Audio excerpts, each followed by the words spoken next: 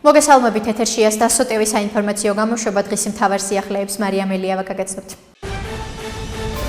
ქართული ოცნების თავმჯდომარე ირაკლი ღარიბაშვილი ქართულ ოცნებას ტოვებს და პარტიიდან მიდის. ამის შესახებ ღარიბაშვილმა პარტიის ოფისში გამართულ ბრიფინგზე განაცხადა, მინდა გაგაცნოთ პოლიტიკიდან წასვლის გადაწყვეტილება. ბოლო რამდენიმე კვირაა არ წყდება სპეკულაციები ჩემს მომავალ პოლიტიკურ საქმიანობასთან დაკავშირებით. შესაბამისად, საზოგადოების წინაშე თავს ვალდებულად მივიჩნევ არსებულ შეკითხვებს გავცე ამომწურავი პასუხები. დღემდე თითოეული ის ნაბიჯი, რომელიც პოლიტიკურ ცხოვრებაში გადამიდგამს კონკრეტულ მიზანს ეფუძნებოდა, ჩვენი ქვეყნისა და ხალხის მსახურებას და ჩვენი სახელმწიფოს გაძლიერებას. შესაბამისად, ჩემი მთავარი მოტივაციაც, როგორც ამ ქვეყნის ერთ-ერთი პატრიოტის, ყოველთვის იყო სამშობლოს სიყვარული და აქედან გამომდინარე ჩემი გულწრფელი და ძლიერი სურვილი, რომ ერთი მყარი აგური მეც დამედო ჩვენი ქვეყნის გასაძლიერებლად. განაცხადა ირაკლი ღარიბაშვილმა. ირაკლი ღარიბაშვილი ქართული ოცნების საქმიანობაში პარტიის დაფუძნებიდან 2012 წლიდან იყო ჩართული და ორჯერ იკავებდა როგორც პრემიერ-მინისტრის, ისე პარტიის თავმჯდომარის პოსტებს. შინაგან საქმეთა მინისტრის ვიცე-პრემიერ ვახტანგ გომელაურის პირველ მოადგილედ როლანდ მესხი დაინიშნა. ამის შესახებ ინფორმაცია შინაგან საქმეთა სამინისტროს პრესსამსახური ავრცელებს. უწყების ცნობით როლანდ მესხი მრავალი წლის განმავლობაში შინაგან საქმეთა სამინისტროში სხვადასხვა თანამდებობებზე მუშაობდა, ხოლო 2021 წლის ივლისიდან დღემდე შინაგან საქმეთა სამინისტროს თბილისის პოლიციის დეპარტამენტის დირექტორის მოადგილის პოსტს იკავებდა. როლანდ მესხი განათლებით სამართალმცოდნე პოლიციის პოლკოვნიკია და საპოლიციო საქმიანობის მიმართულებით 20 წლიანი სამუშაო სტაჟი გააჩნია. აღინიშნება ინფორმაციაში.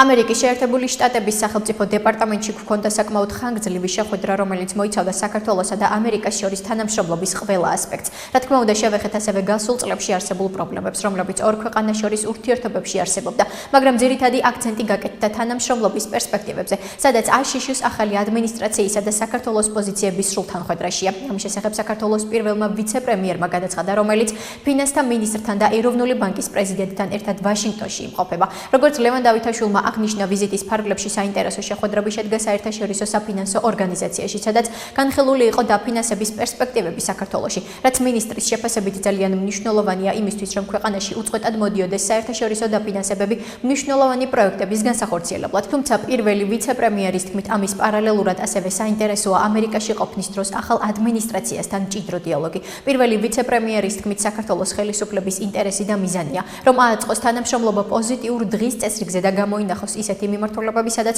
ორივე ქვეყნისთვის იქნება ურთიერთხელსაყრელი თანამშრომლობა. მინისტრის განცხადებით, ზუსტად ეს მიმართულებები უნდა გადაიდარქმნოს შემდგომ კონკრეტულ სამოქმედო გეგმებში.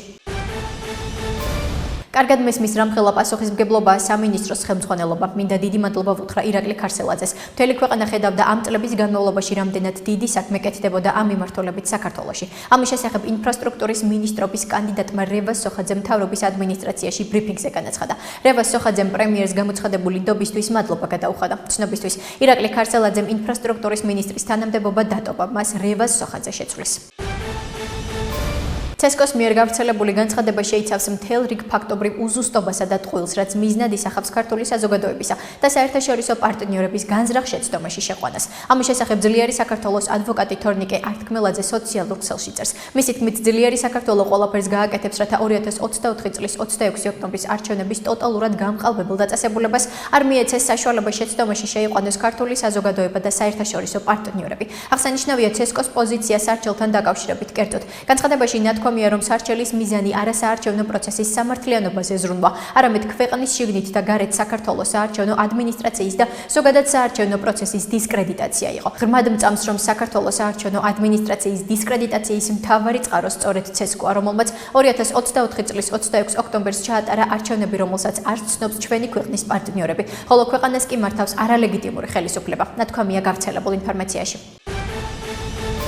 საქართველოს სასამართლომ სახელი თავისი უსამართლობით საზღვრების გარეთ უკვე გაითქვა. ახლა კიდევ დაემატა ძალადობა სასამართლოში, რაც სრულად მიუღებელია, ის ჩვენი ქვეყნისთვის და მისი იმიჯისთვის ძალიან სამწუხაროა. ამის შესახებ საქართველოს მეხუთე პრეზიდენტმა სალომე ზურაბიშვილმა ბრიფინგზე განაცხადა. მისივე თქმით, საზოგადოების მიზანია, რომ სამართლიანი სასამართლო ყველა მხრივ დავუბრუნოთ. ამასთან, როგორც ზურაბიშვილმა აღნიშნა, წინააღმდეგობის პლატფორმამ სხვადასხვა ქვეყნის წარმომადგენლებთან გააგზავნა წერილი, სადაც გაჟღერებულია პლატფორმის მთავარი მოთხოვნები.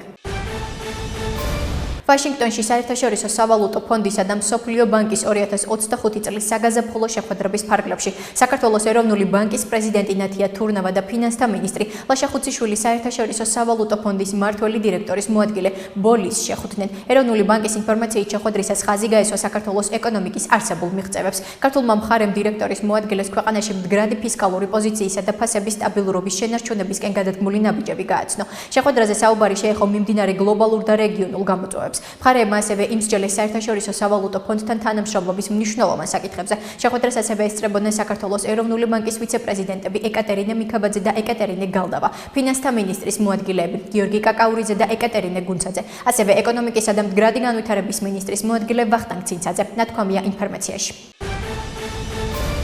მიხეილ ყაველაშვილმა აღდგომის დღესასწაულთან დაკავშირებით 33 მსჯავრდებული პირი შეიწყალა. ინფორმაციას ყაველაშვილის პრესსამსახური ავრცელებს. საქართველოს პრეზიდენტმა მიხეილ ყაველაშვილმა მისთვის კონსტიტუციით მინიჭებული უფლებამოსილების ფარგლებში აღდგომის დღესასწაულთან დაკავშირებით 33 მსჯავრდებული პირი შეიწყალა. შეწყალებულ პირებს სასჯელ აღსრულების დაწესებულებების დატოვების შემდეგ შესაძლებლობა ექნებათ დაუბრუნდნენ ოჯახებს და კვლავ იქცნენ საზოგადოების სრულფასოვან წევრებად.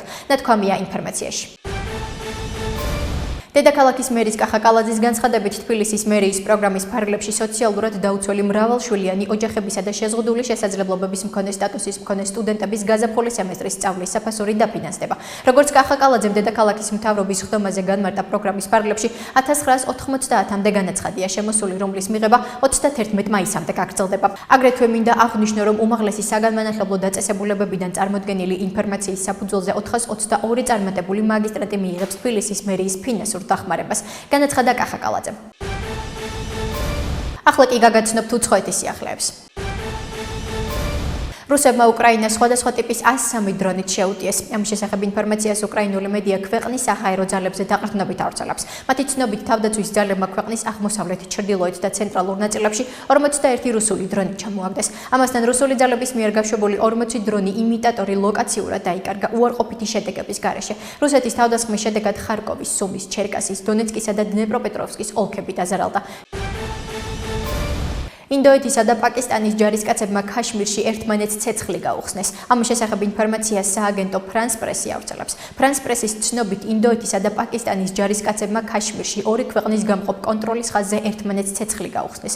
მშვიდობიანი მოსახლეობის მიმართულებით სროლა არ ყოფილა. განუცხადა სააგენტოს ქაშმირში პაკისტანის მთავრობის წარმომადგენელმა. სროლის შესახებ ინფორმაცია ინდოეთის არმიამაც დაადასტურა და განაცხადა, რომ ცეცხლი პაკისტანმა გახსნა. ინდოეთის პოლიციამ 3 ეჭუმიტანილის ვინაობის შესახებ გაავრცელა ინფორმაცია და განაცხადა, რომ მათგან 2 პაკისტანის მოქალაქეა. თავდასხმის შემდეგ ინდოეთმა პაკისტანთან მთავარი სასაზღვრო გამშვები პუნქტი დახურა. დიპლომატები გააძევა და ინდის წყლების განაწილების შესახებ ხელშეკრულება შეაჩერა, ხოლო პაკისტანმა ინდოეთის ავიაკომპანიებისთვის საჰაერო სივრცე დახურა და ინდოეთის მოქალაქეებისთვის გაცემული ვიზების მოქმედება შეაჩერა. ტაილანდში პოლიციის თვითმფრინავი ჩამოვარდა, რის შედეგად სულ მცირე 5 ადამიანი დაიღუპა. ამის შესახებ ინფორმაციას ამერიკული პრესა ადგილობრივ ოფიციალურ პირებზე დაყრდნობით ავრცელებს.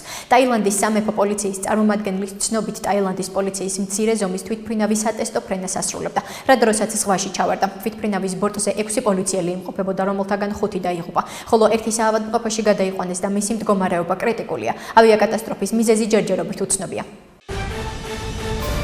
უკრაინასა და რუსეთს მშვიდობისკენ გზა ვაჩვენეთ, ახლა მათ დიახ უნდა თქვენ. ამის შესახებ ამერიკის შეერთებული შტატების სახელმწიფო მდივანმა მარკო რუბიომ განაცხადა, პირველ რიგში ჩვენს პარტნიორებს შევთავაზეთ ვარიანტები, რათა ომის დასასრულებლად საჭირო საკითხები განეხილათ. ამ ომის დასრულება შესაძლებელია, თანხმობა ორივე მხარემ უნდა განაცხადოს. ჩვენ მათ წინსვლისთვის გზა ვაჩვენეთ, განაცხადა მარკო რუბიომ. მისი თქმით, აშშ-ის პრეზიდენტ დონალდ ტრამპს ყველა მადლობა უნდა გადაუხადოს, რადგან ის ადამიანების სიცოცხლის გადარჩენას ცდილობს.